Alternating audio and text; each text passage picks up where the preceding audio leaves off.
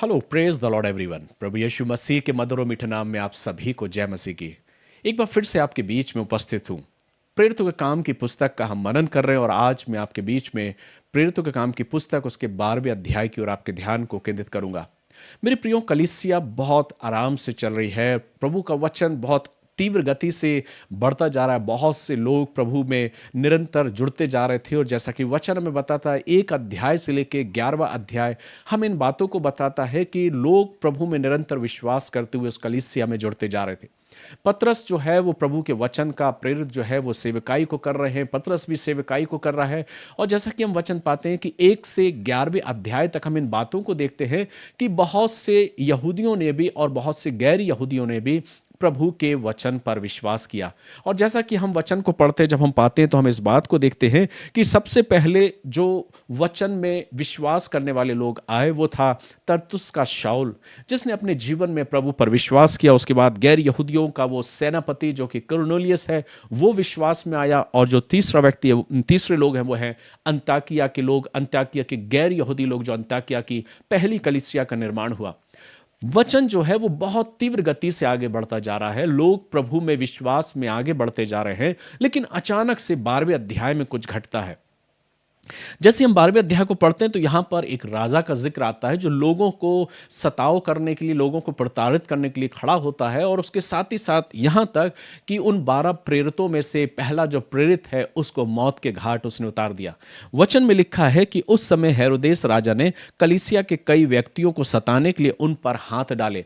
ये कौन हेरोदेस है? जब हम इस वचन को पढ़ते हैं तो हम ये पाते हैं कि यह हेरोदेस अग्रिप्पा है और जिसके विषय में कहा जाता है कि यह हेरोदेस महान का पोता है।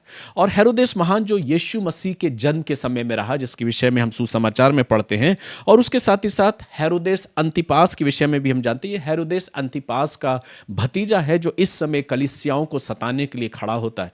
हेरोदेस अंतिपास वही है जिसने यीशु के ऊपर मुकदमा चलाने में एक अहम भूमिका निभाई थी, जिसका वर्णन हमें लूका के 23वें अध्याय में मिलता है।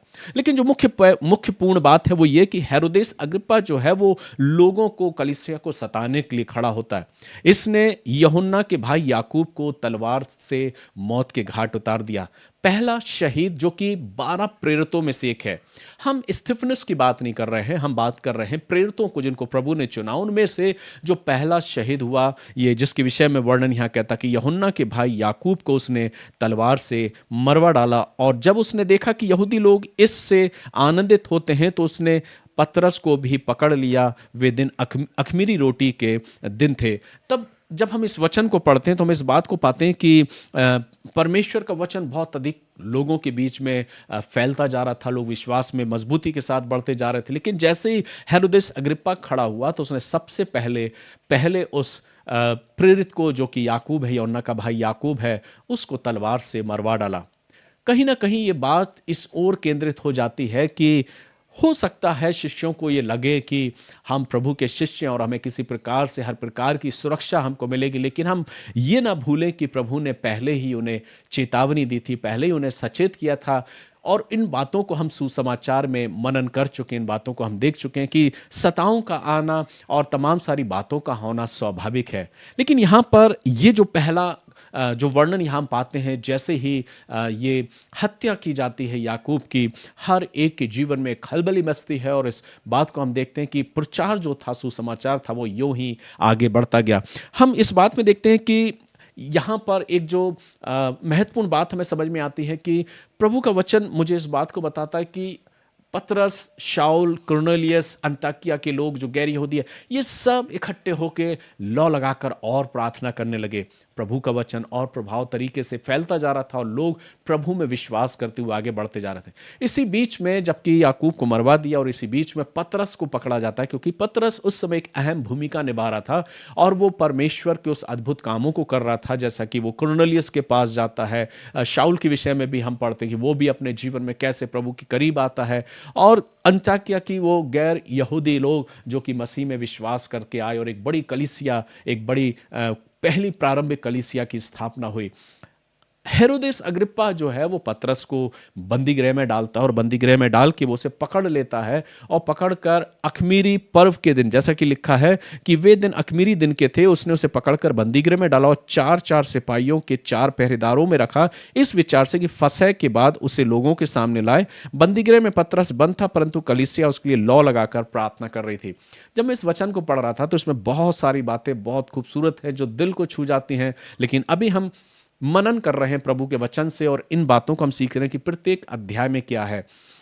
जब हम इस वचन को पढ़ते हैं तो हम ये पाते हैं कि जैसे ही पतरस को पकड़ा गया और पतरस को बंदी गृह में डाल दिया गया तो उसे चार चार लोगों के बीच में रखा गया, सिपाही उसके चारों तरफ थे और उसे जंजीरों से जकड़ दिया गया था। लेकिन वचन कहता है कि कलीसिया उसके लिए लौ लगाकर प्रार्थना कर रही थी, एक ऐसी कलीसिया जो विश्वास में बहुत मजबूत थी और दृढ़ थी, और वो कलीसिया पतरस के लिए लौ लगा के प्रार्थना कर रही थी। वचन को जब हम पढ़ते हैं तो लिखा है, जब हेरोदेस उसे लोगों के सामने लाने को था, उसी रात पतरस दो जंजीरों से बंधा हुआ दो सिपाहियों के बीच में सो रहा था। मैं थोड़ा सा ध्यान आपका इस ओर केंद्रित कराना चाहता हूं कि जैसे ही हेरोदेस पतरस को अपने लोगों के सामने लाने वाला था कि उसे मौत के घाट उतारे या उसको सजा दे, वचन कहता है कि उसी रात पतरस दो जंजीरों से बंधा हुआ दो सिपाहियों के बीच में सो रहा था। आप कल्पना कीजिए जिसको ये मालूम हो कि कल उसका दिन एक आखिरी समय होगा और उसे मौत के घाट उतार दिया जाएगा, क्या वो इतनी आसानी के साथ चैन की नींद सो सकता है? लेकिन प्रभु का वचन कहता है कि पतरस उन दो सिपाहियों के बीच उस जंजीर में जकड़ा हुआ सो रहा था, अर्थात एक निश्चित रीति से वो सो रहा है, उसे किसी बात का खौफ नहीं। और मुझे स्मरण आता है वो वचन कि प्रभु का वचन कहता है कि प्रभु अपने प्रियो को यूं ही नींद प्रदान करता है, फिर चाहे समय परिस्थितियां अवसर कैसे भी क्यों ना हो। लेकिन जो महत्वपूर्ण घटना घटी वो क्या है, जैसे कि हम पढ़ते हैं कि एक स्वर्गदूत पतरस के पास आता और उसकी पसली पर हाथ मार के उसे कहता उठ, और वह उठता है और एक तेज ज्योति चमकती है तो वो कहता देखो प्रभु का एक दूत आ खड़ा हुआ, और उस कोठरी में ज्योति चमकी और उसने पतरस की पसली पर हाथ मार के उसे जगाया और कहा उठ जल्दी कर, और उसके हाथों से जंजीरें खुल गईं और गिर पड़ी। ये वृत्तांत हमें इस बात को बताता है कि चाहे कैसे भी लोहे की बेड़ियां या लोहे की जंजीरें क्यों ना हो, लेकिन वचन कहता जब प्रभु अपने काम को करता, अपने स्वर्गदूतों को भेजता है तो वो उस पतरस को छुड़ा कर लाते हैं। स्वर्गदूत वहां पहुंचता है, पतरस गहरी नींद में सोया है, उसे जगाया जाता है, वो उठता है और स्वर्गदूत उसे बाहर उस गेट के बाहर लेकर वहां से गायब हो जाता है। और वचन कहता है तब पतरस अपने मित्रों के पास जाता, अपने उस परिवार के पास जाता। लिखा है कि यह जानकर वह उस समय यूहन्ना की माता मरियम के घर आया जो मरकुस कहलाता है। वहां बहुत से लोग इकट्ठे होकर प्रार्थना कर रहे थे। देखिए पूरी रात कलीसिया लौ लगाकर प्रार्थना कर रही है, एक ऐसी कलीसिया जो पूर्ण रीति से समर्पित है, जो पतरस के लिए और लोगों के लिए प्रार्थना कर रही है। और उसका परिणाम यह हुआ कि प्रभु ने द्वारों को खोल दिया, जंजीरों को खोल दिया, और वो स्वर्गदूत को भेजता है और पतरस उस परिवार में जाके खड़ा होता है। जब लोग उसे देखते हैं तो वो स्त्री उसे देखकर चौंक जाती है और वो अंदर जाके बोलती है कि मैंने अभी अभी पतरस को देखा है। लोग यकीन नहीं कर पाते, लेकिन पतरस उन्हें चुप कराता और उसके बाद वचन कहता है कि वो अंदर आता है और वो उनसे बातें करता और वो प्रभु के उस अद्भुत काम को पतरस बताता कि प्रभु के दूत ने मुझे किस प्रकार से आज़ाद किया और बंदी गृह से बाहर निकाल लाया। और तब वचन कहता है कि फिर कहा याकूब और भाइयों को यह बता देना, तब वह निकल कर दूसरी जगह चला गया। अब पतरस जैसे कि वचन कहता है कि वो वहां से उठकर दूसरी जगह चला जाता, अर्थात यहूदिया से निकलकर कैसरिया को चला जाता, और जब तक हेरोदेस मर नहीं जाता तब तक वो कैसरिया में रह के प्रभु के वचन का प्रचार करता है। मेरे प्रियो, परमेश्वर का दंड, परमेश्वर का न्याय समय और सीमा के अंतर्गत होता है।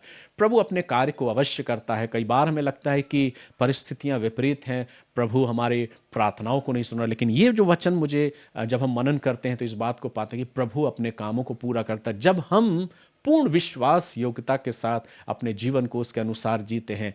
पतरस ने बेखौफ होकर निश्चिंत रीति से वो सो रहा था, उसे किसी बात का डर नहीं था, लेकिन वचन कहता स्वर्गदूत आता उसे उठाता है, क्योंकि पतरस से अभी बहुत काम करना है, बहुत काम पतरस को करना है प्रभु के लिए, और पतरस अपने उस काम को अंजाम देता जा रहा था। लिखा है कि जब तक हेरोदेस मर नहीं गया, क्योंकि प्रभु का दंड उसके जीवन में आया। और लिखा है कि जैसे ही वो तैयार होकर बैठा तब लोग पुकार उठे, यह तो मनुष्य का नहीं ईश्वर का शब्द है। उसी क्षण प्रभु के एक दूत ने, स्वर्गदूत ने तुरंत उसे मारा, क्योंकि उसने परमेश्वर को महिमा नहीं दी और वह कीड़े पड़कर मर गया।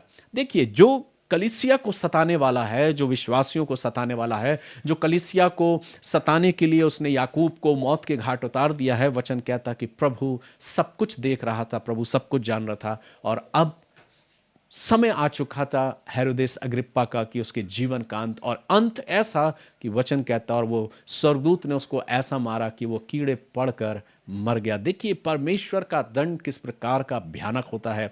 हम परमेश्वर से नहीं लड़ सकते। हम ये ना भूलें कि हम इंसान ही हैं, मानव ही हैं, परमेश्वर परमेश्वर है।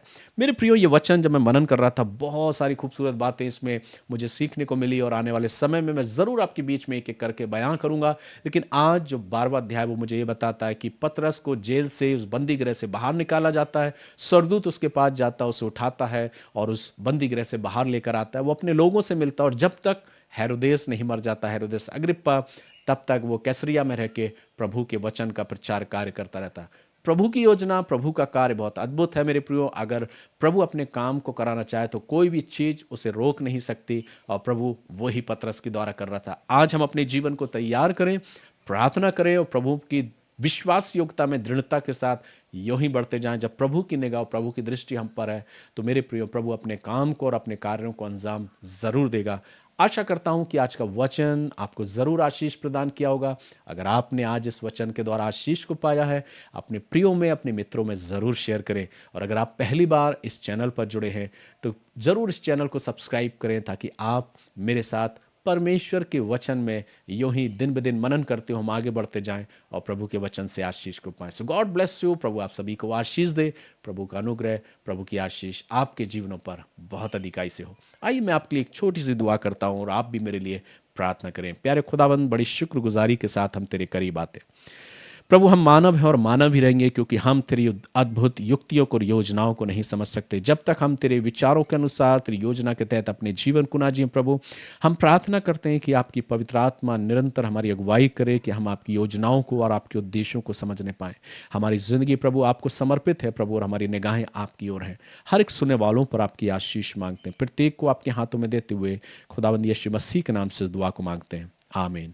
हमारे प्रभु यीशु मसीह का अनुग्रह, परमेश्वर पिता का प्रेम, पवित्र आत्मा की संगति, सहभागिता और उसकी आशीषें आप सभी के साथ अब से लेकर युगानुयुग तक होती रहे, परमेश्वर पिता, पुत्र और पवित्र आत्मा के द्वारा, आमीन। गॉड ब्लेस यू मेरे प्रियो। प्रभु आप सभी को बहुत अधिकाई की आशीष दे। जय मसीह की।